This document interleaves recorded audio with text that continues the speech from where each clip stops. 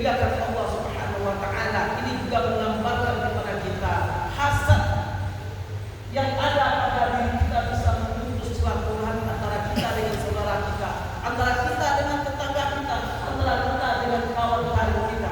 Ma'asyiral muslimin yang dimuliakan Allah Subhanahu wa taala. Ada kisah yang menarik, kisah Yusuf.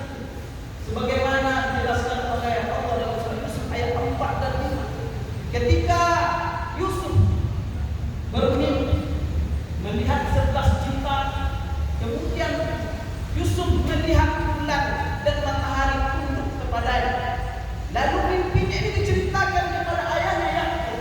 Wahai ayahku, aku bermimpi melihat bintang, 11 bintang dan bulan matahari tunduk kepadanya. Lalu ayahnya berkata, wahai anakku Yusuf, jangan engkau ceritakan mimpimu ini kepada saudara-saudaramu, karena kalau saudara-saudaramu tahu, maka saudara-saudaramu itu nanti akan membuat tipu daya kepadamu, akan membuat kejahatan kepadamu. Karena memang takwil dari mimpi Yusuf ini di kemudian hari Yusuf akan menjadi orang hebat. Andai kata saudara-saudaranya tahu, sedangkan saudara-saudaranya tidak tahu saja mimpi dari Yusuf ini, saudara-saudaranya sudah membuat tipu daya kepada Yusuf. Apalagi saudara-saudaranya tahu. Apa pelajaran yang dapat kita ambil dari kisah ini? Ternyata tidak semua nikmat yang kita peroleh bisa kita ceritakan kepada orang lain, bisa kita pamerkan kepada orang lain. Kenapa? Karena tidak setiap orang memiliki hati yang bersih. Banyak di antara orang-orang memiliki hati yang jahat, hasad kepada kita.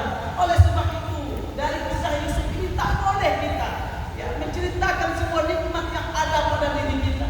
Apalagi di tengah kehidupan dan serba digital ini, kaum muslimin dimuliakan Allah Subhanahu wa taala. Betapa banyak kita lihat hari ini orang pamer harta, kendaraannya, rumahnya yang mewah, jabatannya mereka pamer, mereka share di media sosial. Apa yang terjadi inilah kita lihat akhir-akhir ini para pejabat kita banyak yang dijarah. Mereka cemburu, rakyat cemburu. Apalagi dalam masa kesulitan ini. Oleh sebab itu kaum muslimin dimuliakan Allah Subhanahu wa taala, jangan sampai semua nikmat yang ada pada kita ini kita share, kita kasih tahu sama orang lain. Boleh jadi ini membuatkan malapetaka bagi kita. Kaum muslimin dimuliakan Allah Subhanahu wa taala, betapa dahsyatnya bahaya dari hasad ini. Oleh sebab itu perlu kita singkirkan, perlu kita jauhi, perlu kita atasi. Bagaimana cara mengatasi penyakit hasad dalam diri kita? Yang pertama adalah kita ketahui dulu, kita deteksi dulu apakah diri kita ini ada penyakit hasad. Lalu pertanyaannya, bagaimana cara mendeteksinya? Andai kata kita tidak suka, tidak senang, iri kepada orang lain, ketika kita melihat orang lain mendapatkan nikmat kita nggak suka, berarti hasad telah bersemayam dalam hati kita. Kemudian kalau kita sudah tahu kita ada penyakit hasad, kalau kita sudah tahu kita ada penyakit hati, yang kedua langkahnya adalah pahami bahaya dari hasad itu. Di samping bahaya sosial yang kita ceritakan di atas tadi, adalah yang lebih parah lagi, yaitu tidak ada gunanya amalan-amalan yang kita lakukan hari ini. Rasulullah SAW bersabda, "Iyyakum wal hasada, fa innal hasada ya'kulul hasanat kama ta'kulun narul hatab." Jauhilah oleh kalian penyakit hasad. Jauhi oleh kalian penyakit hasad. Sesungguhnya hasad itu memakan kebaikan-kebaikan kalian, memakan amal-amal soleh kalian. Tak ada gunanya kita sholat Jumat hari ini, tahajud yang kita dirikan dengan bersusah payah, sedekah, infak, tidak ada gunanya puasa yang kita kerjakan dari kami, puasa Ramadan, kalau ada penyakit hasad dalam diri kita, maka tak ada gunanya. Ini mesti kita pahami dulu. Kemudian Rasulullah SAW mentafsirkan, mencontohkan kama ta'kulun narul hatab, sebagaimana api memakan kayu bakar. Apa maknanya? Kita ketahui bahwa mencari kayu bakar itu susah di gurun yang tandus, Pak. Kita kumpulkan berbulan, bertahun, hanya sedikit yang terkumpul. Lalu ketika api itu datang, maka dengan sekejap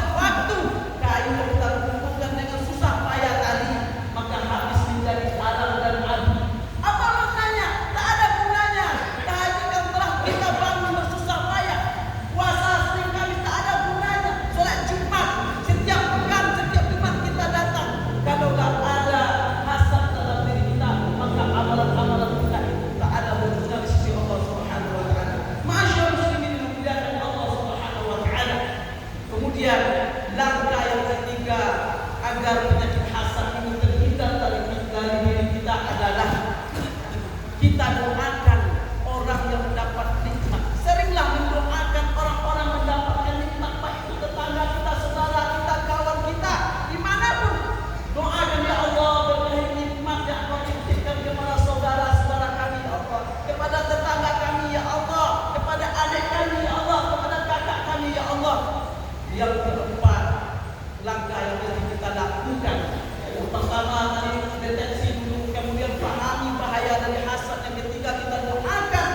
Yang keempat kita berlindung kepada Allah agar terhindar dari penyakit hasad. Bukankah Rasulullah SAW mengajarkan kepada kita agar kita membaca salah satu ayat, Qul a'udzu birabbil falaq min syarri ma khalaq wa min syarri ghasiqin idza waqab wa min syarri nafathati fil 'uqad wa min syarri hasidin idza hasad. Katakanlah aku berlindung kepada Allah, kepada zat yang masih pada waktu subuh di akhir ayat, dan aku berlindung kepada Allah dari